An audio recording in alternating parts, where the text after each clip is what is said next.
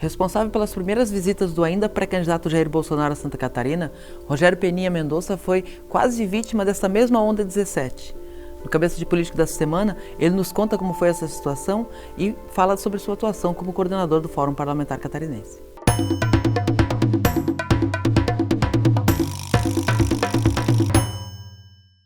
Deputado Peninha, o senhor foi um dos primeiros apoiadores do presidente Jair Bolsonaro aqui em Santa Catarina, quando ninguém acreditava. O senhor trouxe ele para as primeiras palestras que ele deu aqui.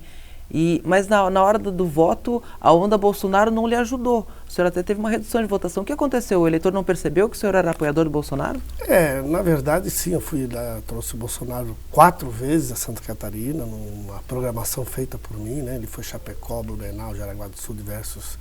Mas a onda 17, ela buscou muito a renovação, a mudança, e também pegou muito a nós que votamos pró-Michel Temer naquele momento, votamos a favor da reforma trabalhista, que foi o meu caso, e também, lá atrás, também eu já tinha me declarado a favor da reforma previdenciária.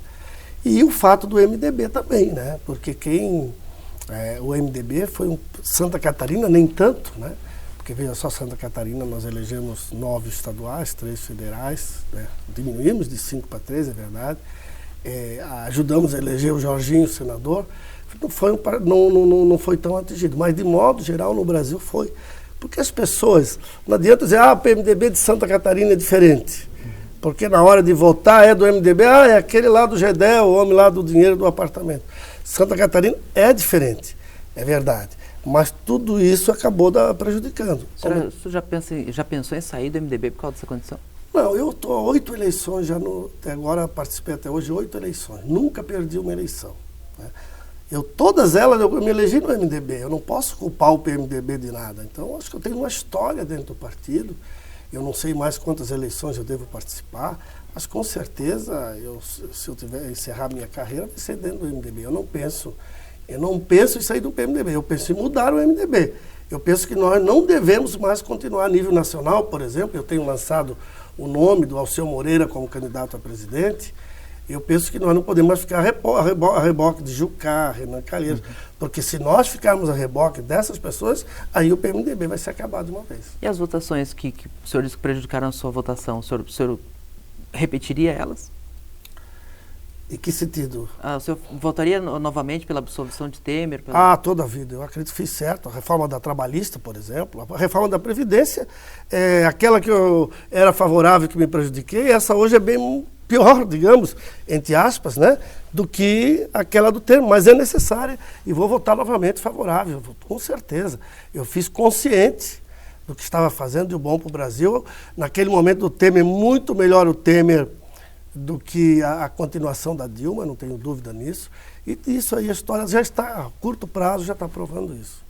O senhor apresentou no último Congresso dos Municípios uma proposta de emenda constitucional para unificar as eleições, que é uma discussão antiga, mas isso seria feito com a prorrogação dos atuais mandatos de prefeito e vereador. Os prefeitos adoraram, ovacionaram o senhor. Nesse momento, desse jeito, não é uma medida casuística? Não é uma medida casuística, porque na verdade é o seguinte, a minha proposta, ela prevê a unificação das eleições. Em algum momento ela tem que acontecer. E com essa unificação das eleições, também eu estou prevendo o fim das reeleições, né? Mandato de 5 anos, e coincidência tudo em 2022. É verdade. Mas esses prefeitos que podem concorrer à reeleição, por exemplo, e muitos estão bem, eu recebi muitas ligações de prefeitos que acham que vão se reeleger, que estão bem, na verdade, eles dizem, eu não vou ganhar 2, eu vou perder 2 anos. Né? E alguma coisa tem que ser feita. Então, a proposta nesse momento, é verdade que o prazo é curto, né? Nós temos que aprovar em outubro, mas caso não aprove exatamente a tempo e dentro dessa hipótese que eu coloquei, o que mais importante de tudo, do conteúdo da minha proposta, é unificação. O povo cansou de tanto eleição, na última eleição se gastou R$1 bilhão, e eu aumento a cada eleição de 30%, o gasto vai ser maior, e cada 2 anos de eleições para o país, né? Não pode fazer novos convênios, as obras paralisam, e vive-se aquele ciclo vicioso. Eleição municipal, os deputados e governadores envolvidos para eleger o máximo de prefeitos. Eleição federal, o máximo de prefeitos envolvidos para eleger os seus deputados e assim com prejuízo do país. Então eu penso, basicamente, o cerne da minha proposta é a unificação das eleições. Evidentemente que nesse momento também passa pela prorrogação de mandatos de prefeitos e vereadores. O senhor é um dos deputados mais próximos do presidente Jair Bolsonaro, o senhor tem trânsito com o Palácio Planalto, digamos assim, e está coordenando o Fórum Parlamentar Catarinense.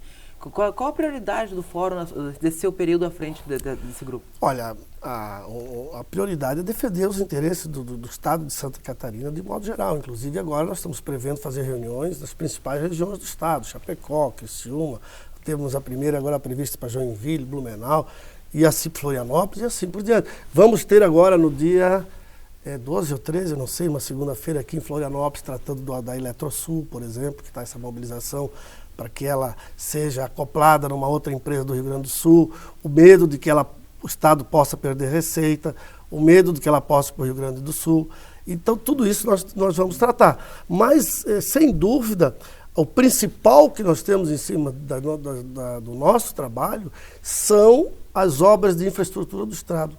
Ou seja, as principais rodovias, 470 a duplicação, a 280 a duplicação, a 282, a 163. A gente ouve que elas são prioridade há uma década ou mais. A senhora acha que dessa vez a gente consegue avançar nessas obras estruturantes? Eu acredito que sim. Inclusive, eu tenho acertado com o próprio presidente da República, com o Onyx, com o Guedes, que falei com ele na última semana, na última quinta-feira, aí não na condição de coordenador do fórum, porque eu tenho que separar, eu como coordenador do fórum, eu tenho que respeitar todos os deputados em relação à reforma da Previdência. Quem é contra, a favor, o Pedro Kizai, por exemplo, que é meu amigo, que é contra, eu respeito totalmente a posição dele. Mas a ideia é, aí na condição de vice-líder do governo do Congresso, reunir esses deputados que vão votar favorável à Previdência, também os senadores, e lá dizer, olha, presidente, inclusive estou agendando uma audiência. Estão aqui todos esses votos de Santa Catarina.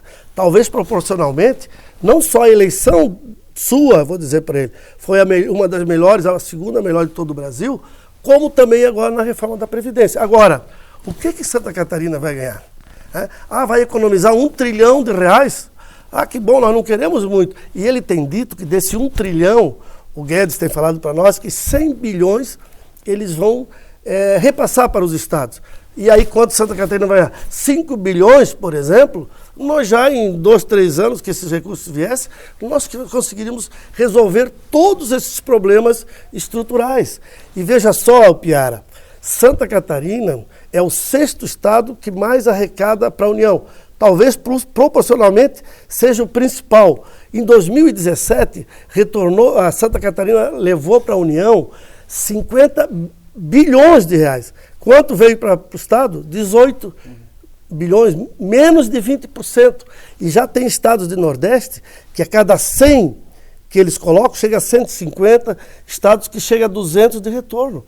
É lógico que eu sei da necessidade de uma contrapartida, um equilíbrio maior esses estados mais pobres, da Amazonas, que nós precisamos preservar, mas essa distância é que não pode ser tão grande. E isso eu pretendo levar ao presidente, né, numa reunião mais ampla, dos deputados exclusivamente, né, nós que vamos votar, e senadores, para exigir essa contrapartida em obras de infraestrutura, para que realmente saia do papel e não fique essa delonga de um ano que vem e assim por diante. Para encerrar, deputado, uma bandeira sua, o senhor acha que consegue votar finalmente o fim do Estatuto do Desarmamento?